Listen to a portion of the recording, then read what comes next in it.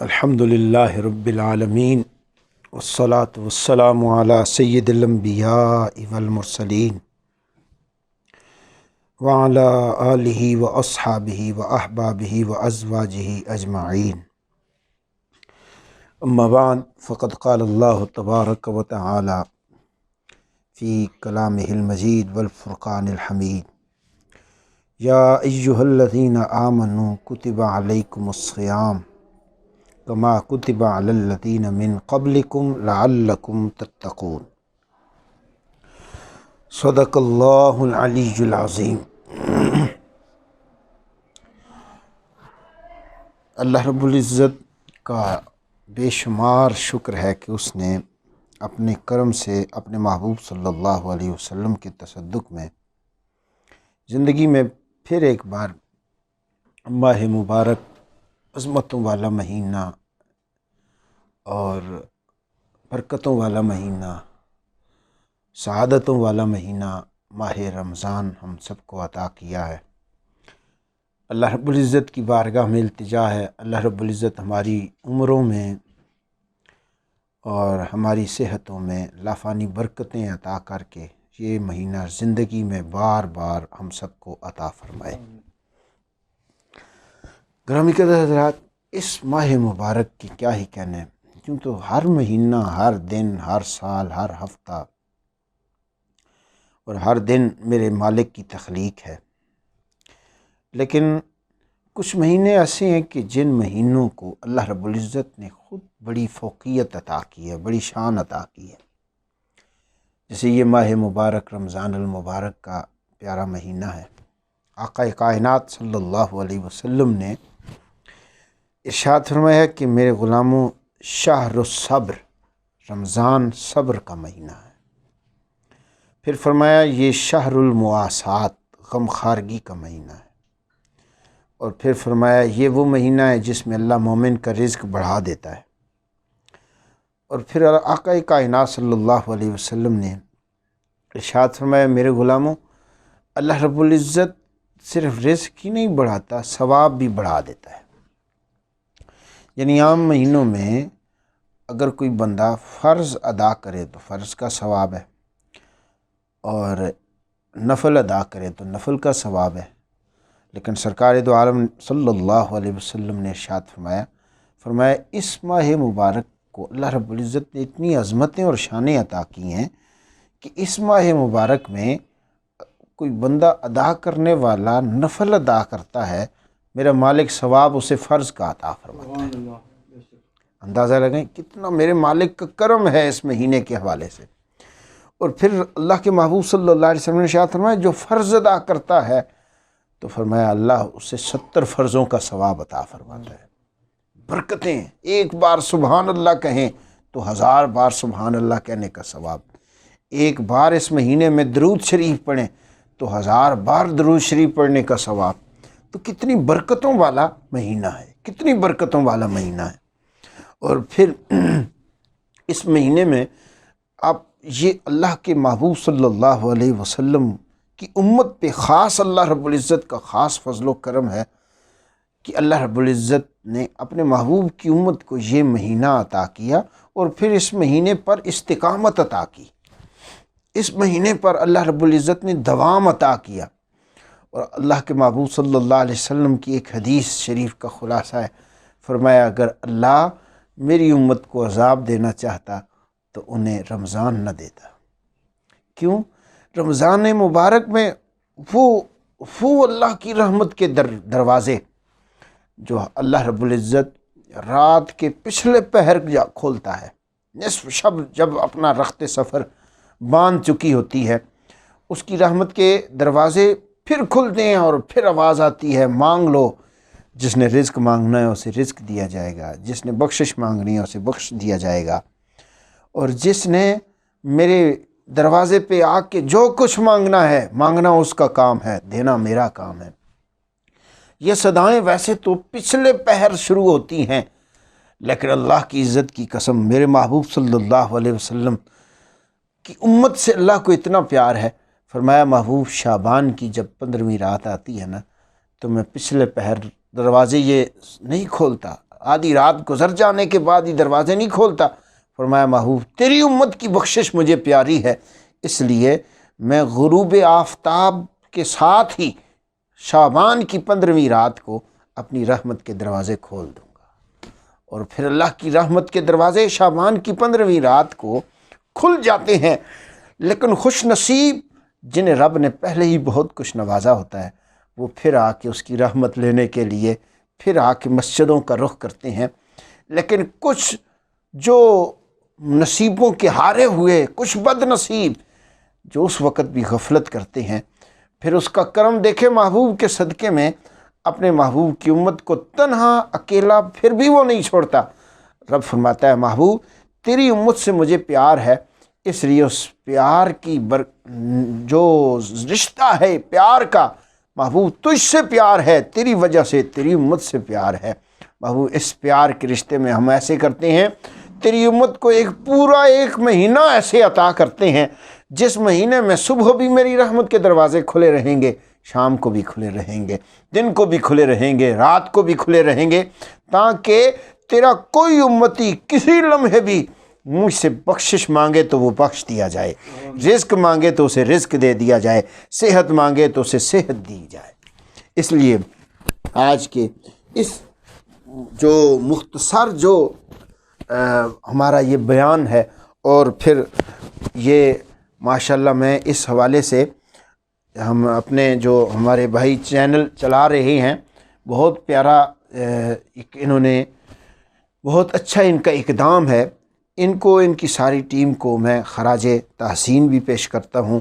اللہ رب العزت یہ نہ جانے کتنے لوگوں تک پہنچے گی یہ کلمہ خیر اور یہ اسلام کی تعلیمات، تو جو سیکھیں گے میری رب کی رحمت سے مجھے امید ہے اللہ رب العزت ہمارے نعمان بھائی کو اور ان کی جملہ ٹیم کو بھی اللہ رب العزت اس کا صلہ عطا فرمائے گا۔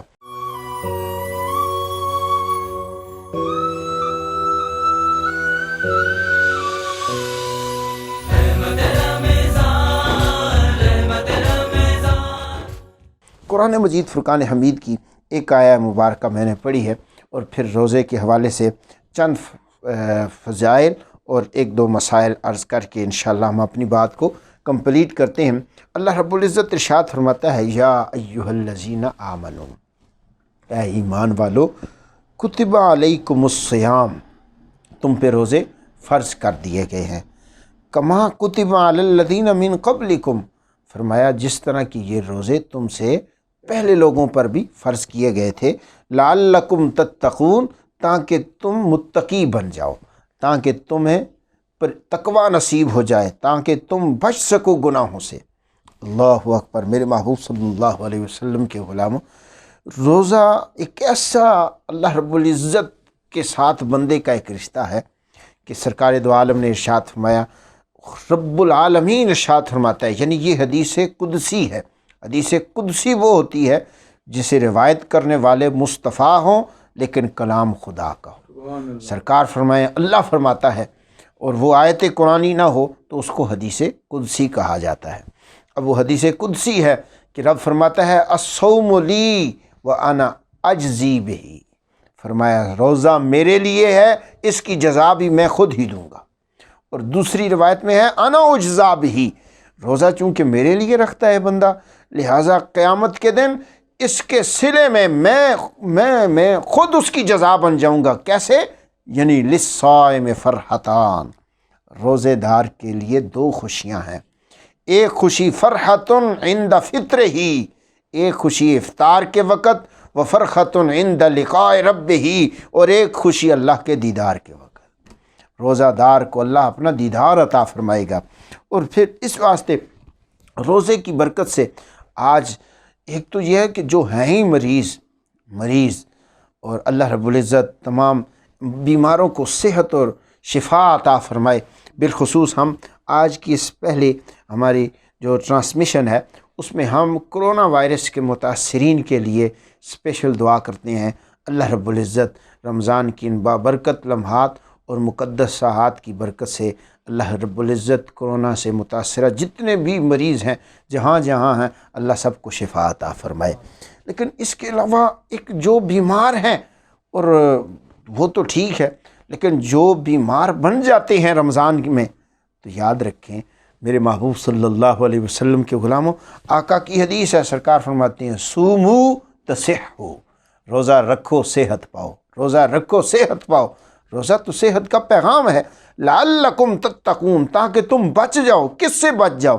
اللہ رب العزت نے اس کو آگے ذکر نہیں کیا کہ کس سے بچ جاؤ، تاکہ ہر بری چیز سے بچ جاؤ، تاکہ ہر بیماری سے بچ جاؤ، تاکہ ہر گناہ سے بچ جاؤ، تاکہ اس کی نافرمانی سے بچ جاؤ۔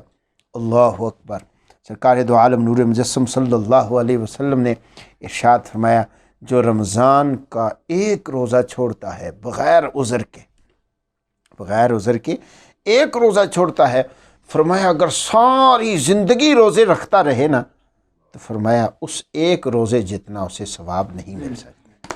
اتنے جو ہے نا عظمتیں ہیں۔ اور پھر روزہ رکھنے کی وجہ سے بندہ گناہوں سے بچ جاتا ہے۔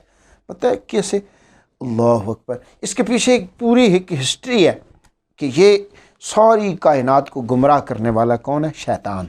اور شیطان کو کس نے گمراہ کیا؟ نفس، اس کے نفسانی خواہشات نے، اس کے نفس امارہ نے شیطان کو گمراہ کیا۔ تو اب وہ نفس جو ہے نا جی، شیطان سے بھی بڑا شیطان ہے۔ اب یہ ہے کہ اللہ رب العزت نے جس وقت اس نفس کو پیدا کیا نا، تو اس کے بارے میں محدثین نے لکھا ہے اور تفسیر روح البیان میں بھی موجود ہے کہ اللہ رب العزت نے اس نفس سے پوچھا بتاؤ تو کیا کرے گا؟ اس نفس نے کہا جی تو خالق ہے نا جی، میں مخلوق ہوں۔ تو خالق ہے، میں مخلوق ہوں۔ جو اس طریقے سے تو خالق ہے میں مخلوق ہوں، یعنی اپنی میں اس نے اللہ کی بارگاہ میں سامنے رکھی جی۔ تو جو ہے نا جی میری مرضی آئے گی میں وہ کروں گا۔ جس وقت اللہ رب العزت نے یہ اپنے دربار میں بے ادبی دیکھی تو فرمایا اس کو 1000 سال تک آگ میں ڈال دو۔ 1000 سال اس کو آگ کا عذاب دیا گیا۔ پھر اللہ نے پوچھا بتاؤ تو کون ہے، میں کون ہوں؟ جی یا اللہ تو ہے، میں ہوں۔ اس کی آکڑ اب بھی نہ گئی، اکڑ نہیں گئی جی۔ جس وقت اب اللہ رب العزت نے پھر اسے 1000 سال کے لیے ٹھنڈے پانی کا عذاب دیا، زمہریر میں ڈال دیا گیا۔ اور زمہریر ٹھنڈے پانی کے عذاب کے بعد پھر اللہ رب العزت نے 1000 سال کے بعد نکالا، بتاؤ میں کون ہوں؟ اب اللہ نے پوچھا تو کہا تو ہے، میں ہوں۔ اب بھی اکڑ نہیں گئی۔ جس وقت اللہ رب العزت نے پھر کیا کیا، اب اس کو بھوک کا اور پیاس کا عذاب دیا گیا۔ اب جس وقت بھوک اور پیاس کا عذاب دینے کے بعد پھر اللہ رب العزت نے پوچھا تو پھر اس میں عاجزی آ گئی۔ کہنے لگے مالک تو ہے اور میں تو کچھ بھی نہیں ہوں، میں تو تیری مخلوق ہوں، میں کچھ بھی نہیں ہوں۔ اللہ رب العزت نے اس لیے بھوک اور پیاس جو ہے نا جی، یہ اس سے مرکب ایک عبادت میں لا دی کہ انسانی اپنے نفسانی خواہشات پہ بھی کنٹرول کرے، بھوک اور پیاس تھوڑی دیر برداشت کر لے۔ اور کس کے لیے برداشت کرے؟ مالک کے لیے جو سب کچھ دینے والا ہے۔ سارا سال زندگی کے ہر لمحے، رمضان میں بھی طرح طرح کی نعمتیں کون دیتا ہے؟ مالک اللہ، احکم الحاکمین، خیر الرازقین ذات۔ تو جس نے یہ سب کچھ دیا ہے وہ کہتا ہے فقط میرے لیے تھوڑی دیر کھانا پینا چھوڑ دو۔ تو اب وہ کتنا بد نصیب ہے کہ جو اس سے ساری نعمتیں لے کے اس کے لیے کچھ دیر کھانا پینا نہ چھوڑے، اس کے لیے کچھ دیر بھوک پیاس نہ برداشت کریں۔ تو وہ کتنے خوش نصیب ہیں جو بھوک اور پیاس برداشت کرتے ہیں اور وہ کہتے ہیں مالک یہ بھوک اور پیاس۔ اللہ والے تو ایسے ہیں نا، وہ تو کہتے ہیں ہر ستم ہر جفا گوارا ہے، اتنا کہہ دے کہ تو ہمارا ہے۔ جے سونا میرے دکھ وچ راضی تے میں سکھ نو چلے پاواں۔ اللہ والے تو ایسے ہوتے ہیں نا۔ تو لہٰذا اس لیے میرے محبوب صلی اللہ تعالیٰ علیہ وسلم کے صدقے میں جو ہمیں رمضان عطا ہوا ہے اور سرکار کا یہ پیارا پیارا حکم کہ روزے رکھو جی، رمضان کی رسپیکٹ کرو، عزت اور احترام سے پیش آؤ، اس میں صبر کرو، ایک دوسرے کی غمخواری کرو۔ تو یہ میرے محبوب صلی اللہ علیہ وسلم نے کتنے پیارے پیارے احکامات ہمیں عطا کیے ہیں، تو پھر روزہ کیوں رکھا گیا؟ روزہ رکھنے سے چونکہ نفس کے اندر عاجزی آ گئی، نفس کی جو نفسانی خواہشات ہیں وہ مٹی، اور مٹ کر پھر جس وقت اللہ رب العزت نے پھر وہ اس عاجزی کی وجہ سے بندوں کو کہا، اے بندو اگر تم بھی روزہ رکھو گے تو گناہوں کی جو طاقت ہے نا وہ تمہارے اندر، اور گناہوں کی جو خواہشات ہیں وہ مٹتی چلی جائیں گی، اور پھر جو گناہوں کی خواہشات مٹتی ہیں نیکی کی خواہش بڑھتی ہے، اور پھر نیکی کی، اس لیے رمضان میں دیکھتے ہیں نا مسجدیں بھری ہوتی ہیں، رونقیں لگی ہوتی ہیں، اللہ اکبر، وہ کیوں جی؟ وہ نفس کی نفسانی خواہشات دب چکی ہوتی ہیں، اس لیے پھر جو ہے وہ اللہ کی بندگی کرنے والے اللہ کے گھروں کا رخ کرتے ہیں، اور خوش نصیب ہیں وہ اللہ کو راضی کرنے والے جو رب کو راضی کرتے ہیں، نماز تراویح پڑھتے ہیں جی، اور انشاءاللہ العزیز نماز تراویح پر بھی، روزے کے دیگر مسائل پر بھی، آخری ایک مسئلہ جو انتہائی ضروری ہے اس کو آپ سماعت فرما لیں کہ ہم اکثر روزہ رکھنے میں جو غلطی کرتے ہیں وہ کیا ہوتا ہے جی؟ اذان کا انتظار کرتے رہتے ہیں اور کھاتے رہتے ہیں۔ یہ اتنی بڑی غلطی ہے کہ روزہ رکھنے میں اذان کا انتظار ہرگز نہیں کرنا، کہ اذان تو نماز کے لیے ہوتی ہے، اور روزے کا جو وقت ہے وہ فجر صادق کے طلوع ہونے سے پہلے ہے، لہذا جو فجر صادق کے طلوع ہونے کا، طلوع فجر کا جو وقت ہے، احتیاطاً امام اہل سنت اعلیٰ حضرت الشاہ امام احمد رضا خان نے فرمایا 5 منٹ پہلے اس سے کھانا پینا چھوڑ دیں، تاکہ آپ کا روزہ سارا دن آپ بھوک برداشت کریں گے، پیاس برداشت کریں گے، تو اگر وہ بھی بعد میں روزہ ادا ہی نہ ہو تو پھر بندے کو افسوس تو لگتا ہے، اور پھر اس پر کفِ افسوس ملنی پڑے گی کہ میں تو بھوک بھی برداشت کی، روزہ نہیں ہوا۔ کیوں؟ ہماری اتنی بڑی غلطی ہے جو ہم کر دیتے ہیں، اس لیے یہ غلطی نہیں دہرانی، اور انشاءاللہ ہم نے جو سحری کا جو وقت مقررہ ہے اس سے چند منٹ قبل ہی ہم نے کھانا پینا ترک کرنا ہے، اور پھر مسجدوں کا رخ کرنا ہے، جتنا زیادہ مسجدوں کو وقت دے سکتے ہیں رمضان میں دیں۔ اللہ رب العزت ہمارے نعمان بھائی اور ان کے جملہ جو افراد ان کے ساتھ معاونت کرتے ہیں، اللہ رب العزت دارین کی جزا ان کو عطا فرمائے۔ وآخر دعوایا ان الحمد للہ رب العالمین۔